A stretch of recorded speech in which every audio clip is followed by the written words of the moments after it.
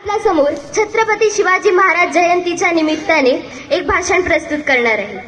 कृपया करून हे भाषण शांत चित्ताने ऐकावे ही नम्र विनंती. सह्याद्रीच्या छाताडातून नाद भवानी गाजे, सह्याद्रीच्या छाताडातून नाद भवानी गाजे, काळजात राहती आमुच्या रक्तात वाहती राजे. तुफान गरजतो आग ओकतो वाघ मराठी माझा, तुफान गरजतो आग ओकतो वाघ मराठी माझा, सन्मान राखतो जान झोकतो तुफान मातीचा राजा.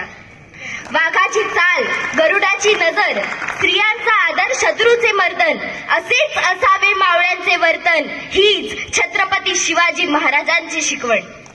ताजमहाल जर प्रेमाची निशाणी आहे, ताजमहाल जर प्रेमाची निशाणी आहे, तर शिवनेरी किल्ला एका सिंहाची कहाणी आहे, एका सिंहाची कहाणी आहे. 300 किलोमीटर लांबीची भिंत बांधायला 150 वर्षे लागली. मात्र शिवाजी महाराजांनी अवघ्या 50 वर्षांच्या कालावधीत जे किल्ले बांधले त्यांची एकंदरीत लांबी 4000 किलोमीटर इतकी भरेल. चीनच्या भिंतीला आम्ही जगातील एक आश्चर्य मानतो, तर मग हे काय आहे? अरे नुसता अभिमानच नाही तर गर्व आहे मला मी मराठी असल्याचा. ब्रिटिश लोक ओम या शब्दावर संशोधन करतायत की ओम बोलल्याने शरीरात ऊर्जा का निर्माण होते. पण मला असे वाटते, अहो खरं संशोधन तर छत्रपती शिवाजी महाराज या नावावर करायला हवे. कारण हे नाव घेताच अंगावरती शहारे उभे राहतात, हृदयाचे ठोके वाढतात, शरीरात एक वेगळीच ऊर्जा निर्माण होते. कोणी विचारलं तर कॉलर ताठ करून सांगा मराठे. मराठे या शब्दाचा अर्थ काय? मरेपर्यंत राजांच्या सेवेसाठी ठेवलेला.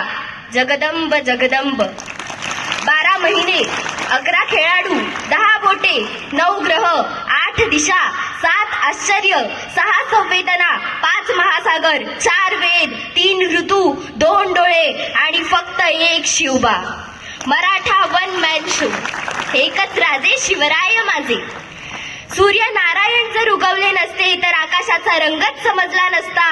जर छत्रपती शिवाजीराजे जन्मले नसते तर खरंच हिंदू धर्माचा अर्थच समजला नसता.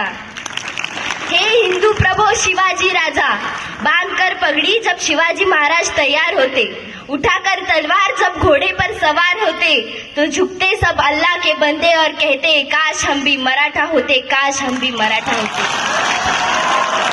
इसवी सन 1660 मध्ये महाराजांचे 7 मराठी लढले आदिलशहाच्या 1500 माणसांबरोबर. त्या 7 योद्ध्यांची नावे विसाजी बल्लाळ, दिपोजी राऊतराव, विठ्ठल पिलाजी अत्रे, कृष्णाजी भास्कर, विठोजी शिंदे, सिद्धी हिलाल आणि सरनौबत कुडतोजी उर्फ प्रतापराव गुजर.